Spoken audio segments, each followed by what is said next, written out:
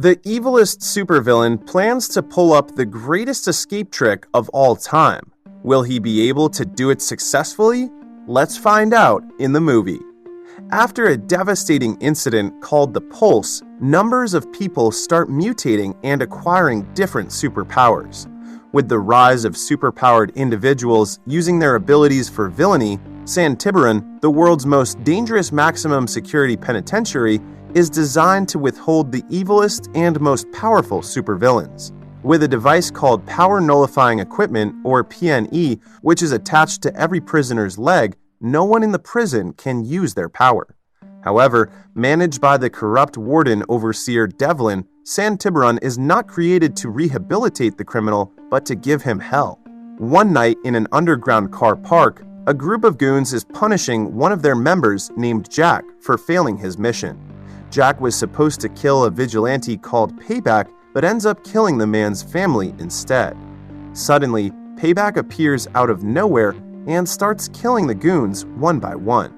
But when he's down to the last two goons, he finds out that they both have superpowers. One of them is a mutant, while the other one is bulletproof.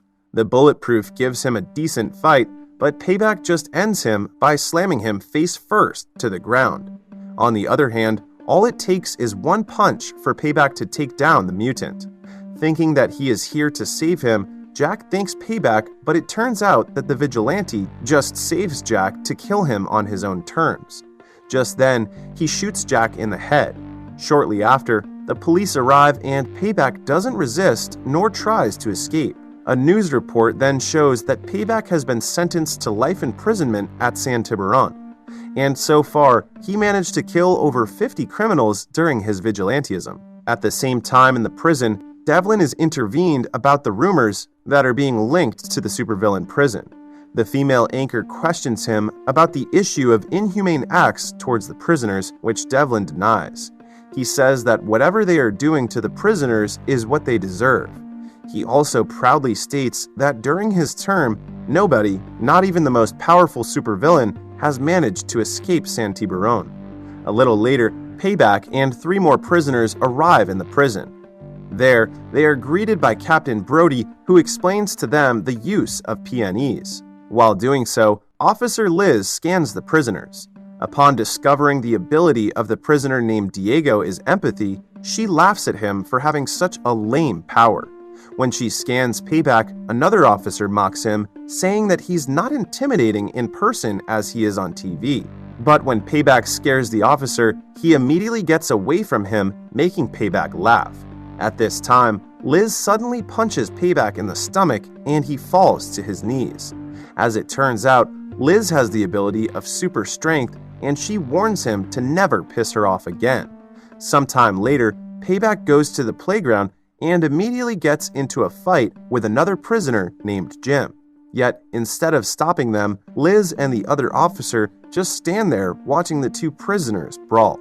Devlin is eating popcorn while watching the fight from his monitor, looking like he's having fun watching them. Meanwhile, Diego gets an acquaintance with another prisoner named Gordon. Seeing the guards doing nothing, he asks Gordon if the guards will just let Payback and Jim fight. According to Gordon, they will not stop the fight unless someone is about to die. When Jim elbows Payback on the nose and makes him bleed, Payback draws a cross in his face using his own blood and summons all his strength to fight. He eventually gets the upper hand, but when he is about to finish Jim off, the guards step in and electrocute both prisoners. Liz orders Payback to stand down, but he refuses. Because of that, he receives a beating from the officer. After the commotion, Gordon gives Diego a quick tour of the prison while telling him about some of the basic rules of the place. The first rule is to never make a mess, literally and figuratively. Next is to not allow any prisoner to drag him into trouble. If he ever gets caught by the guards doing something illegal, his sentence will be extended. And lastly, he should never be in debt with anyone else, regardless of whether they're guards or co-prisoners.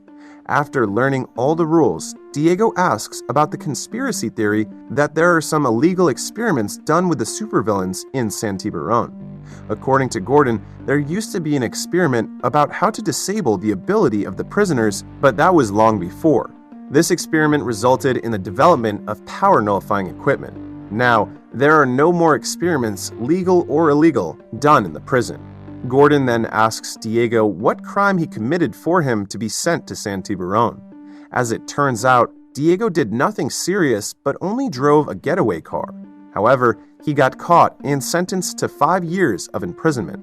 At this time, he asks Gordon if the Lobe, the worst criminal in history, is truly in San Tiburon prison. It is said that the Lobe has mind-controlling power and once mind-controlled a mother into killing her own family. Suddenly, Gordon starts whispering and pointing to a cell behind him, saying that the cell of the Lobe is there. He then warns Diego that the last person he wants to mess with is the Lobe because he's the most dangerous villain detained in the prison at the moment. When they are talking about him, the Lobe gets transferred into a dark room where he faces his parole trial. It is his 4th time applying for parole. Unfortunately for him, this time he gets the same answer as before. Thinking that he may never have the chance to get out again, he curses and mocks the interviewer and the hearing. Afterward, Devlin suddenly appears and talks about his retirement, saying that staying in this prison didn't make him rich. That is why he is threatening the Lobe to transfer his billion fortune to his account, seeming to have an ace against the supervillain. As a powerless prisoner, the Lobe has no other choices. Their conversation ends with him agreeing to give all his money to Devlin. Meanwhile, at the clinic, the prison doctor, Dr. Isabel, is attending to Payback and 2 other prisoners. There, she witnesses how Liz threatens to hurt Diego, who is just picking up the trash. When the officer is gone, Isabel apologizes to Diego, saying that not everyone will hurt him. Just minutes later, Liz comes back and notifies the doctor that the Lobe is ready for his psychological assessment. But without her noticing, Payback, who just woke up, sneaks behind the doctor and chokes her into the air until she loses consciousness. After that, he turns his attention to the Lobe and wants to take the opportunity to kill him. Facing this powerful killer, the Lobe doesn't panic and keeps his calm. With him giving a smile to Payback, Diego immediately arrives to stop him and restrains him long enough until a guard arrives. After the incident, Diego becomes quite famous to the other prisoners and gains their respect.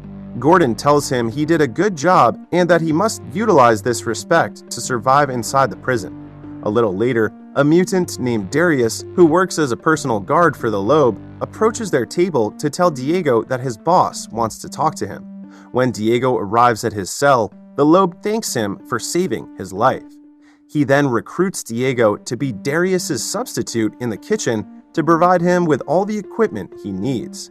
In exchange for Diego's service, the Lobe guarantees that he will get him out of prison once his plan is done. Although tempted, Diego still has doubts and tells the Lobe that he will think about it. Meanwhile, in the warden's office, Felicia, Devlin's assistant, reminds him that having a deal with the Lobe is like having a deal with the devil. But he just argues that as the warden of the prison for supervillains, he needs to be worse than them. And if she wants to be the next warden, Felicia needs to have the courage to be worse as well. Then, he shows her 2 different letters, one of which writes her recommendation as the next warden after Devlin retires, and the other letter writes all her violations. So, how she will act will determine what letter will Devlin submit to the higher officials. The next day, after checking on Payback once more, Isabel releases him from the clinic. Concurrently, Gordon is having his parole trial. By showing his best behavior to the interviewer, Gordon tries to convince him that he's a changed man now.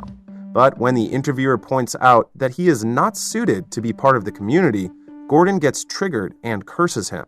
Because of his bad attitude, his parole is denied and he is dragged out of the room. This failure makes him completely lose hope. At the cafeteria, Diego approaches Gordon and asks if he's fine, to which the man says yes. Just seconds later, Darius passes by their table and puts a broken fork down. Then, Gordon uses the broken fork to unlock his PNE. As it turns out, the Lobe has convinced him to start a riot. After thanking Diego for being his friend, he suddenly starts provoking the officer guarding the cafeteria. The guard notices that his PNE is missing and starts to call for backup. Just then, Gordon charges his body using a live wire and shoots electricity at the guard, killing him. Diego quickly runs to the guard, asking Gordon what he has done, but it's already too late. At this moment, Gordon overloads the electricity of the whole prison, causing it to shut down completely. This is also the signal for Jim and his men to start a riot on the field. But before Payback and Jim get into a fight again, they suddenly get electrocuted. As it turns out, Gordon already brings the power back up in the prison before he runs away. While all of this is happening, the Loeb is just relaxing in his cell. After the incident, Felicia shows Devlin a feed of what happened in the cafeteria, and the man cannot believe how Gordon got his powers back. Because of this, they conduct a manhunt for Gordon all over San Tiburon. Gordon, on the other hand, stops at the clinic, peacefully looking outside the windows. Suddenly, he gets a smack to the head from Liz. She reports the situation to Devlin, and the warden orders her to kill him. At first, Liz doesn't want to do it, but she has the order to comply with. But what's weird is that Gordon lets Liz kill him easily, even though he can just easily electrocute her. The whole incident is then covered up in the news. Devlin fabricates a story that Gordon tried to escape, but he falls to his death, and one of the news anchors seems to be on Devlin's side. Going back to San Tiburon, Diego is on a call with his wife when Liz suddenly cuts the call to inform him that Devlin wants a word with him. In the solitary section, just next to the Loeb's cell, Devlin shows Diego the extreme solitary confinement cell to scare him. Inside a thunderstorm-like atmosphere, and it can kill a man in just 1 second. Then, he interrogates Diego about what the Loeb asked him to do, to which he reveals that the Loeb simply asked him to take a shift in the kitchen. After hearing this, Devlin lets him go, but he also reminds him to report to him everything that the Loeb tells him to do, starting from here on. After his conversation with Diego, Devlin proceeds to talk to the Loeb about the recent incident. However, the villain insists that he has nothing to do with it. Hearing this, Devlin gets pissed and reminds the Loeb of their deal, saying that if he doesn't commit to the deal before his retirement, he will put him in the extreme solitary confinement cell. The Loeb is clearly aware that he can never get out of prison by himself, which is why he needs Devlin's help. So he promises Devlin that he will surely get the money on the day of his retirement on the condition that he gives him the Wi-Fi password of the prison. Devlin is glad to hear that and just gives the password to him. Meanwhile, Felicia, Brody, and another officer are down in the basement to check on the electrical system of the place. There, they talk about what happened to Gordon, and Felicia is not happy that they killed a prisoner. Brody feels the same, but as the captain of the guards, he thinks the image of the prison is more important. Just then, the other officer says he can fix the generator. All he needs is some help and enough time. Hearing this, Felicia says they better fix it before Devlin steps down on the position. Sometime later, the reconstruction of the basement and the electrical system begins. When everything is done, Felicia notifies Devlin about it and asks if there's any news about her promotion. According to Devlin, the boards are still deliberating, but he assures her that she still has a good chance of becoming the next warden. As the day of Devlin's retirement is coming soon, everyone in the prison seems to be nervous and expects something big will happen. In the solitary section, Diego talks to the Loeb and asks what is truly happening. Hearing that he's panicking, the Loeb tells him that he needs to relax and assures him that he will get him out of San Tiburon. All he needs to do is lay low until Friday, Devlin's last day on the job. The next morning has come, and Felicia receives an email regarding Brody's candidacy for being the next warden. Angry, she storms to Devlin's office and confronts him about it. According to Devlin, it is the board's decision and he has nothing to do with it. He then assures her that it will be an honest competition between her and Brody. The day of Devlin's retirement finally arrives, and this is also the moment of truth for Felicia and Brody. As expected, Brody gets the position, and Felicia is visibly disappointed about it. To add salt to the injury, Devlin recommends to Brody to keep Felicia as his assistant, calling her a viable asset of the prison. After his announcement, he goes straight to the Loeb to get his billions of retirement funds from him. Handing the Loeb a tablet, Devlin is now prepared to be a billionaire. But instead of beginning the wire transfer of the money, the Loeb just disables all of the PNE inside Saint-Tiburon. This causes a massive riot in which the prisoners are now free to use their abilities. Seeing this, the officers are forced to retreat, except for Liz, who can fight the rioting supervillains. Meanwhile, Diego, who's currently on shift at the clinic, starts suffering from all the feelings filling his head upon his abilities' return. Luckily for him, Isabel is there to help and calm him. All the while, Felicia warns Devlin about the whole situation. But when he's about to go out, he gets locked inside the Loeb cell. As the riot continues, the prisoners start wreaking havoc, beating and killing every guard, even another prisoner that comes their way. Furthermore, Payback and Jim take this chance to settle their beef against each other. However, because of his hardened body, Jim is clearly having the upper hand in the fight. Luckily for Payback, Jim gets distracted by another prisoner, allowing him to escape. Just inside the compound, Brody radios Felicia and asks what he should do. According to her, he must reset the electrical system in the basement, and that will allow the PNE to be reactivated. The problem is, Jim sees Brody and starts following him.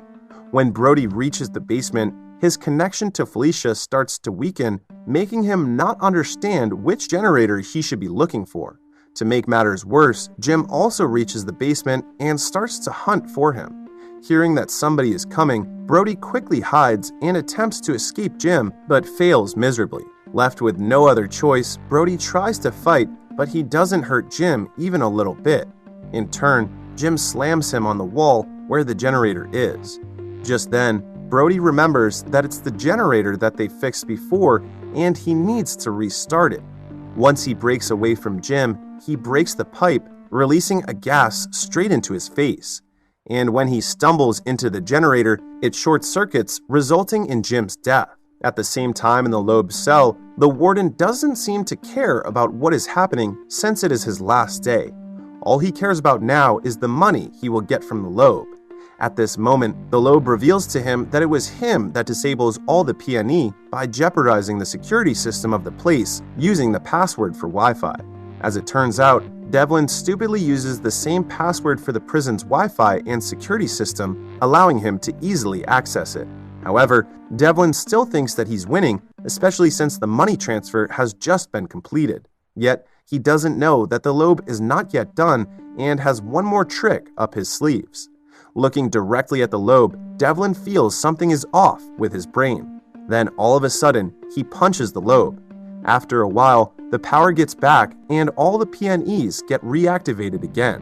With the prisoners losing their powers, the riot eventually ends. The guard also arrives at the Loeb cell and unlocks the door. Devlin then orders him to put the Loeb into the extreme solitary confinement cell. Outside, Felicia is waiting for him, and to her surprise, Devlin assigns her as the new warden of Saint-Tiburon. Meanwhile, Payback is sitting on top of the bodies of dead prisoners while laughing victoriously.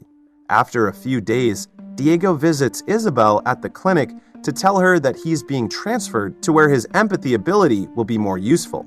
At the same time, Felicia just moves into her new office as the new warden. On the other hand, Brody decides to quit and gives the captain rank to Liz.